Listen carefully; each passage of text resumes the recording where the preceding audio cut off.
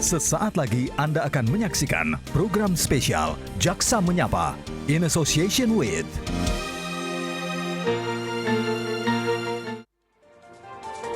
Korupsi merupakan masalah global yang dapat merusak struktur pemerintahan dan menghambat pembangunan. Dalam prakteknya, korupsi cukup sulit untuk dapat diberantas secara tuntas.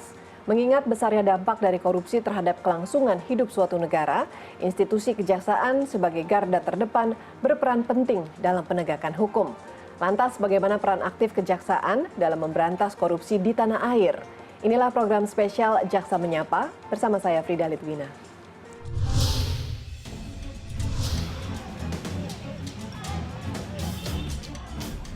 Pada hakikatnya, korupsi merupakan masalah global yang dapat merusak struktur pemerintahan dan penghambat jalannya pembangunan. Dalam prakteknya, saat ini korupsi belum dapat diberantas secara tuntas karena sulitnya memberikan pembuktian.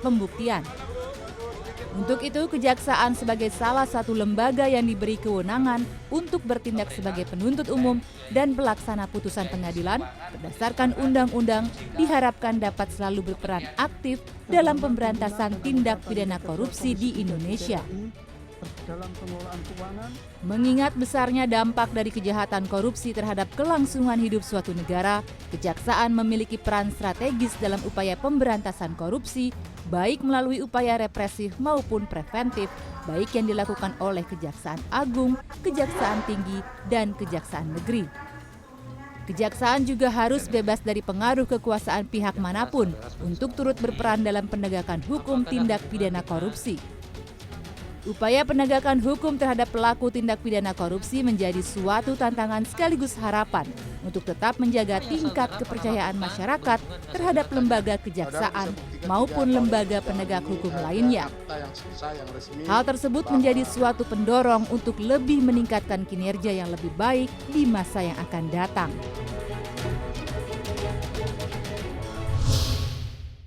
Dan sudah hadir di Studio 3 CNN Indonesia Kapuspen Kejagung Republik Indonesia Hari Setiono. Selamat datang dan terima kasih Pak sudah hadir di CNN Indonesia.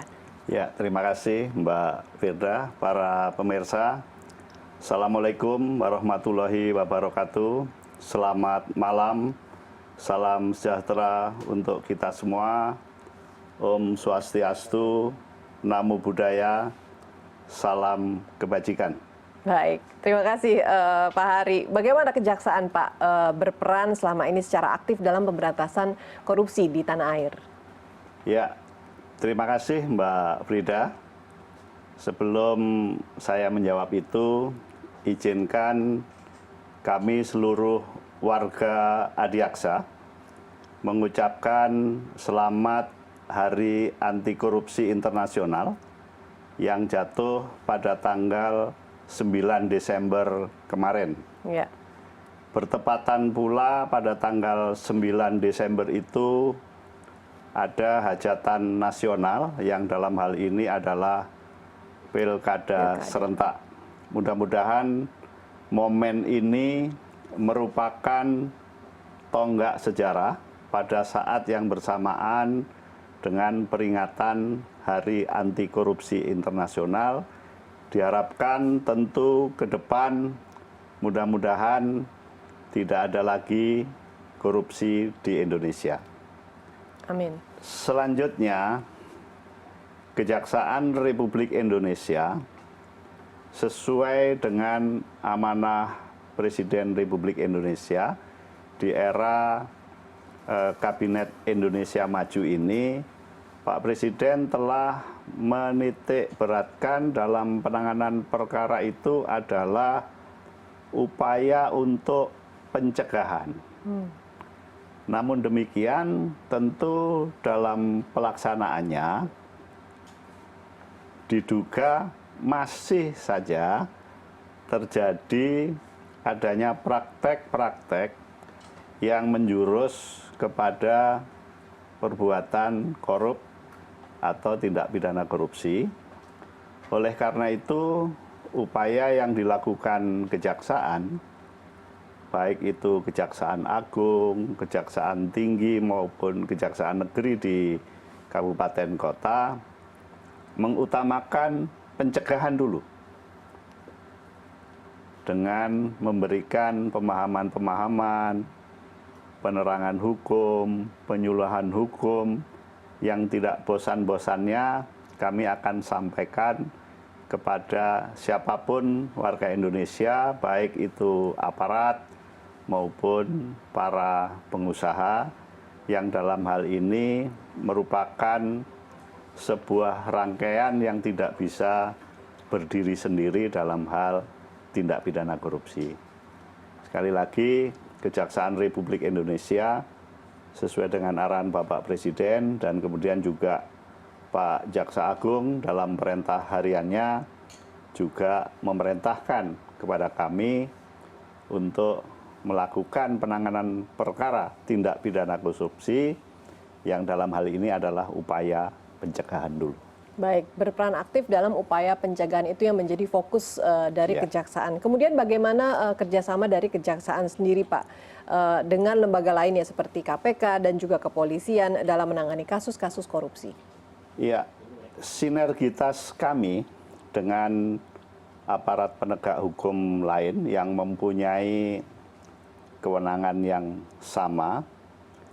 Kalau kawan-kawan di penyidik kepolisian itu mempunyai kewenangan melakukan penyidikan dalam tindak pidana korupsi. Kemudian kawan-kawan di KPK mempunyai kewenangan dalam hal penyidikan dan penuntutan tindak pidana korupsi. Kami pun di Kejaksaan juga mempunyai kewenangan dalam melakukan penyidikan dan penuntutan tindak pidana korupsi. Nah, kerjasama di antara tiga aparat penegak hukum yang mempunyai kewenangan dalam hal penanganan tindak pidana korupsi itu sebetulnya sudah cukup lama terjalin. Dan kerjasama itu sudah berjalan dengan baik.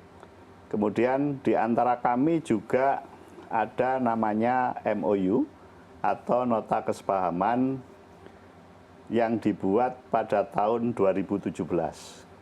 Nah, di dalam MOU itu sudah mengatur bagaimana di antara aparat penegak hukum ini ketika sinergitas dalam penanganan perkara tindak pidana korupsi. Misalnya ketika kami melakukan penyelidikan ataupun penyidikan, maka surat pemberitahuannya itu ditembuskan juga kepada kepolisian maupun kepada KPK. Demikian pula ketika kami melakukan penyidikan, maka ada yang namanya surat pemberitahuan dimulainya penyidikan, itu juga ditujukan ke KPK.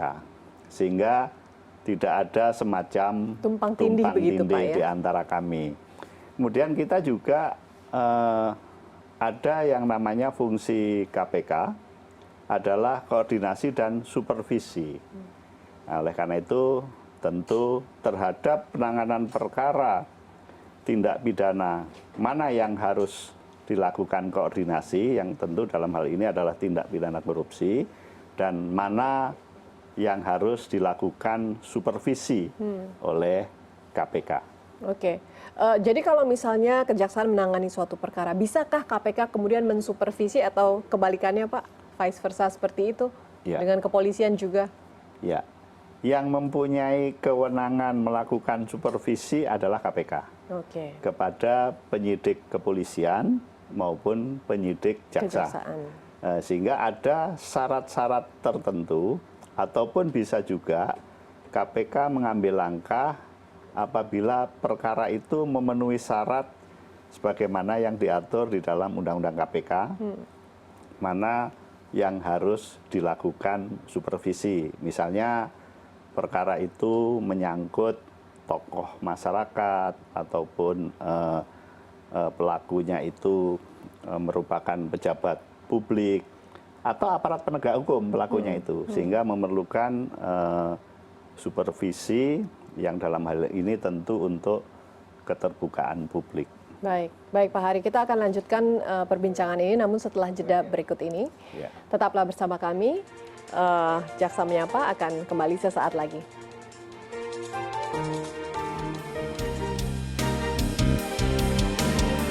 In association with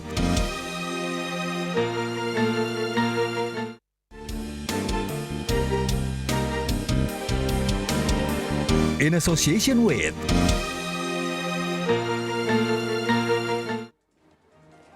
Terima kasih Anda masih bersama kami di program Jaksa Menyapa. Di tengah masifnya korupsi di tanah air nih Pak Hari, pencapaian apa saja yang sudah dicapai oleh Kejaksaan dalam menangani masalah korupsi sepanjang tahun ini? Ya, sepanjang tahun 2020, saya kira pemirsa juga sudah melihat, mengamati bagaimana kinerja kami, khususnya di Kejaksaan Agung, termasuk di Kejaksaan Tinggi maupun Kejaksaan Negeri. Mungkin masyarakat tidak akan pernah lupa bagaimana di tahun 2020 itu hebohnya Kejaksaan Agung yang dalam hal ini adalah Jaksa Agung Muda Tindak Pidana Khusus, lebih spesifik lagi di Direktorat Penyidikan, itu melakukan penyidikan perkara dugaan tindak pidana korupsi terkait pengelolaan dana di Jiwasraya. Kerugiannya luar biasa, hampir 16,8 triliun. Nah, kami menunjukkan bahwa perkara ini cukup besar, kemudian juga diduga para pelakunya adalah orang-orang pintar, tentu memerlukan kejelian dalam penanganan perkara. Dan alhamdulillah untuk perkara Jiwasraya ini, tim penyidik juga berhasil melakukan penyitaan terhadap barang bukti yang diduga ada kaitannya dengan perkara itu. Tujuannya adalah dalam rangka nantinya bisa mengembalikan kerugian keuangan negara. Dan alhamdulillah hampir 18,4 triliun yang bisa disita oleh penyidik dalam proses penanganan perkara setelah dilakukan penyidikan naik ke penuntutan, dan terakhir terhadap 6 orang tersangka itu, yang pertama telah dinyatakan terbukti bersalah di Pengadilan Tindak Pidana Korupsi, dan semuanya dijatuhi pidana seumur hidup. Sehingga ini merupakan prestasi bagi kami bahwa dalam hal mengungkap perkara korupsi yang cukup besar dan akhirnya berhasil. Tidak hanya itu, Mbak Frida, bahwa dalam penanganan tindak pidana korupsi di tahun 2020, kami juga menyisir apakah hanya pelaku subjek hukumnya itu perseorangan. Nah, ternyata kami juga menemukan ada 13 manajer investasi yang dalam hal ini adalah korporasi yang terlibat di dalam korupsi ini. Jadi hingga saat ini perkara terhadap korporasi ini masih sedang berjalan, sehingga ketika menangani perkara tindak pidana korupsi yang selama ini barangkali lebih banyak ke pelaku subjek tindak pidananya adalah perseorangan, maka di tahun 2020 ini mulai digencarkan. Tentu kan pertanyaannya, apakah dia melakukan sendiri? Kemudian melakukan sendiri itu apakah juga untuk perusahaannya? Nah, oleh karena itu diharapkan nanti apabila bisa membuktikan bahwa di samping pelaku itu adalah perseorangan subjek hukumnya, kemudian terbukti juga itu ada korporasi, maka dalam hal pengembalian kerugian keuangan negara dan denda, nanti negara akan mendapatkan PNBP yang lebih besar dari penanganan tindak pidana korupsi yang selama ini lebih banyak ke subjek hukum, pelaku tindak pidana yang hanya kena hukuman uang pengganti, kemudian denda dan biaya perkara. Sehingga di tahun 2020 antara lain adalah Jiwasraya. Kemudian kami juga sedang berproses, kami juga sedang melakukan penyidikan khususnya terhadap dugaan tindak pidana korupsi dalam hal ekspor atau importasi tekstil yang selama ini penanganan korupsi itu lebih dititik beratkan kepada kerugian keuangan negara, tetapi ini penyidik berhasil membongkar ada kaitannya dengan perekonomian. Karena ini terkait impor tekstil. Impor tekstil ini akan mempengaruhi pasar tekstil dan juga bisa berpengaruh terhadap produsen atau produk tekstil di Indonesia. Oke. Nah, perkara ini sedang berjalan. Mudah-mudahan upaya kami di tahun 2020 ini bisa memberikan paling tidak efek jera. Ya. Kemudian juga tadi yang saya sampaikan, di samping fungsi pencegahan, ternyata kalau masih juga ditemukan unsur tindak pidana korupsi yang memenuhi unsur tindak pidana, maka mau tidak mau fungsi penindakan juga Harus masih dilakukan oleh kejaksaan. dilaksanakan. Dengan Kira-kira gitu, terungkapnya Mbak Frida. Pak, perkara Jiwasraya yang cukup masif, kemudian kejaksaan berhasil mencapai prestasi yang sangat baik begitu Pak ya dalam pengembalian dana bagi negara, dan juga menjelang tutup tahun nih Pak 2020 banyak sekali kasus-kasus korupsi yang lainnya tentunya yang kemudian bermunculan. Apa saja upaya atau strategi dari kejaksaan yang akan kemudian dilakukan Pak untuk benar-benar dapat menumpas akar korupsi Pak di Indonesia? Iya, beberapa strategi yang sebetulnya di tahun 2020 itu sudah mulai kita lakukan sesuai dengan amanah Presiden dan Pak Jaksa Agung yang sudah kami sampaikan di depan. Tentu fungsi pencegahan yang kita utamakan. Kemudian ternyata apa yang terjadi di tahun 2020 masih saja terjadi beberapa dugaan tindak pidana korupsi yang tadi yang cukup besar sudah kami sampaikan, ada Jiwasraya, ada terkait juga dengan importasi tekstil dan masih banyak yang lainnya termasuk di daerah-daerah. Nah, ke depan di tahun 2021 tentu kami akan tetap mengupayakan fungsi pencegahan. Kemudian di tahun 2020 kami juga sudah menunjukkan di samping ada pidana untuk subjek hukum perseorangan juga korporasi. Termasuk di tahun 2020 mulai juga adanya unsur merugikan perekonomian negara. Oleh karena itu di tahun 2021 di samping tadi saya katakan fungsi pencegahan, nah apa yang sudah kami lakukan di tahun 2020 tentu akan kami tingkatkan. Kami sudah me-warning di tahun 2020. Kalau masih saja di tahun 2021 masih menemukan dugaan adanya tindak pidana korupsi, kami juga tidak akan segan-segan untuk melakukan penindakan kepada siapapun yang memang memenuhi unsur tindak pidana korupsi. Baik Pak Hari, masih ada lagi yang ingin kita bicarakan, tapi nanti setelah jeda berikut. Program spesial Jaksa Menyapa masih akan kembali sesaat lagi. Tetaplah bersama kami.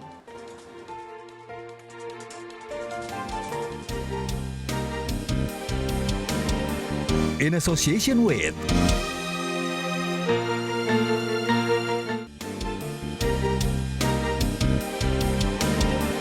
In association with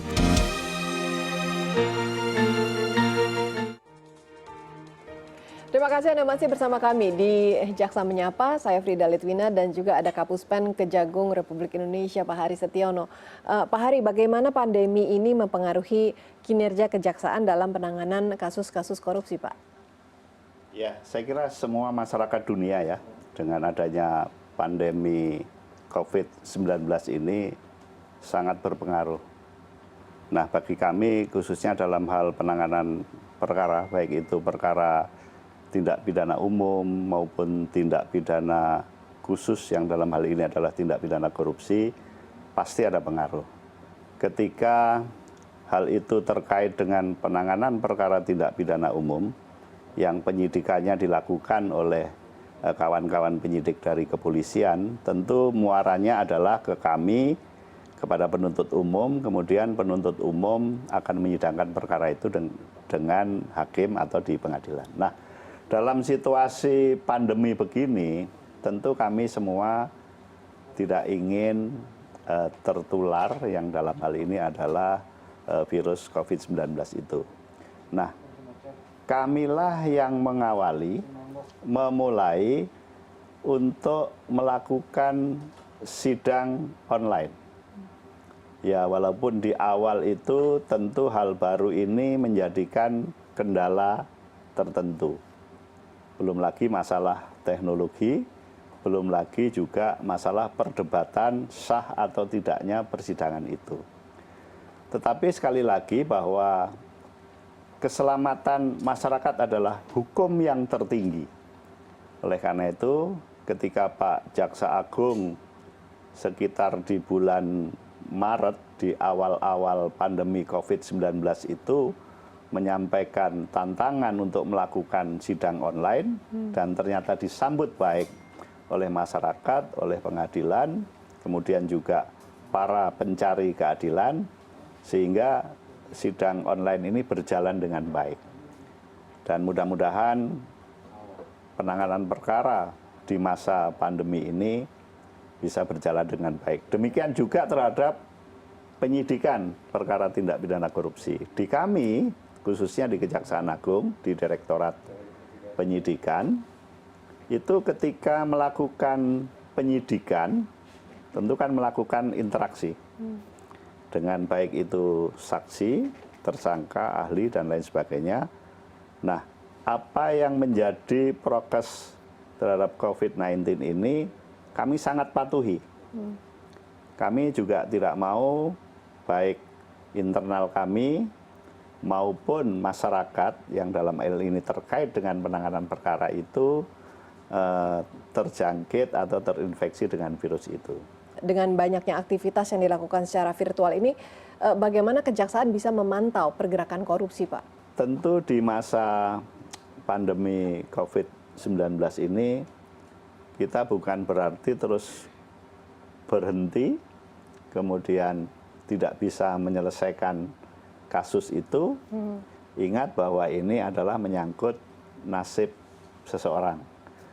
Sehingga kami sinergi, baik itu penyidik, penuntut umum, kemudian hakim yang menyidangkan perkara itu, dan alhamdulillah hingga saat ini semua berjalan lancar. Kalaupun ada perdebatan antara kami, pengacara ataupun terdakwa, itu saya kira hal yang biasa.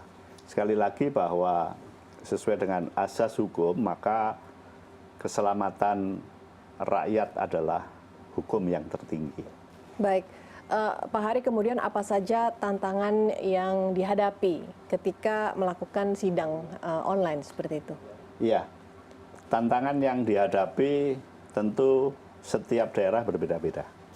Di era digital, di era teknologi yang cukup tinggi, dengan melakukan sidang online, saya pikir tidak ada masalah. Tetapi untuk di daerah-daerah tertentu yang barangkali gangguan sinyal, masalah kemudian teknis ya, Pak, ya? Ya, secara teknis, apalagi ingat bahwa wilayah kita ini terdiri dari pulau-pulau, kemudian juga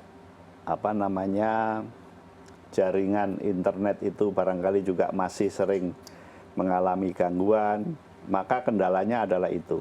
Kemudian antara lain juga terkait namanya ini hal baru, tentu agak, kalau orang Jawa bilang ewoh pekewoh. Dalam artian bagaimana ini jaksanya, di mana ini tempatnya, hakim ada di mana, sementara terdakwa katakanlah di rutan.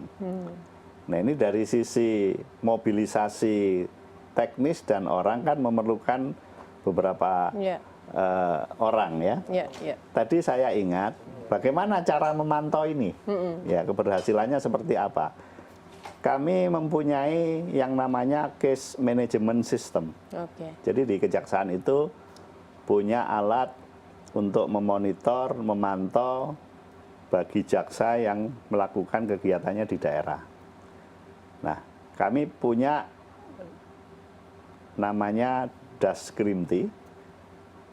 Jadi Pusdaskrimti, Pusat Data Statistik Kriminal dan Teknologi Informasi. Nah, disitulah kami memantau Oke. Di masing-masing daerah itu ketika melakukan sidang online, bisa juga dengan teknologi yang sekarang bisa langsung, artinya bisa lewat media katakanlah YouTube, kemudian bisa siaran langsung. Nah, disitulah kami bisa memantau dan data itu langsung kami rekam, sehingga kita bisa memantau berapa sidang online kurun waktu di 2020, kemudian yang diputus berapa, yang berhasil dieksekusi berapa. Nah, kendala saya kira tidak terlalu signifikan dalam arti teknologi, kemudian juga tadi kendala-kendala sedikit terhadap mobilisasi petugas. Justru yang sangat menguntungkan dalam hal ini adalah keselamatan petugas, kemudian terdakwa sendiri, kemudian pihak-pihak atau masyarakat yang biasanya menyaksikan datang langsung di persidangan, ini kita bisa virtual. Oke, tidak ada emosi yang terlibat juga Pak ya, karena tidak ada secara fisik mungkin pendukungnya daripada terdakwa seperti itu. Ya, antara lain itu, tetapi ya kadang-kadang namanya para pencari keadilan itu juga masih merasa tidak pas, kurang puas karena hal baru. Tetapi ketika kami sampaikan bahwa ini terkait dengan protokol kesehatan, keselamatan Bapak Ibu sekalian lebih penting, akhirnya mereka juga bisa memahami. Dan keabsahan dari sidang-sidang online ini tentunya sama dengan sidang-sidang yang dilakukan pada umumnya sebelumnya ya Pak ya? Terbuka untuk umum, semua orang bisa melihat itu, ya cuman dalam tanda petik harus mengetahui apa istilahnya itu, kode ID-nya, kemudian juga password-nya. Tapi itu disampaikan semua. Oke Pak, terima kasih. Mudah-mudahan Kejaksaan Agung Republik Indonesia tetap memegang teguh prinsip dan juga komitmennya terhadap penegakan hukum di Indonesia, khususnya menangani kasus-kasus korupsi ke depannya. Terima kasih Mbak Frida. Baik, terima kasih Pak Hari. Dan melihat besarnya dampak kejahatan korupsi terhadap kelangsungan hidup suatu negara, Kejaksaan berkomitmen untuk turut berperan aktif dalam penegakan hukum. Upaya penegakan hukum terhadap pelaku tindak pidana korupsi menjadi tantangan sekaligus harapan untuk dapat menjaga tingkat kepercayaan masyarakat terhadap lembaga kejaksaan maupun lembaga penegak hukum lainnya. Namun hal itu dapat menjadi daya dorong untuk lebih meningkatkan kinerja yang lebih baik di masa yang akan datang. Demikian program spesial Jaksa Menyapa. Saya Frida Litwina, sampai jumpa.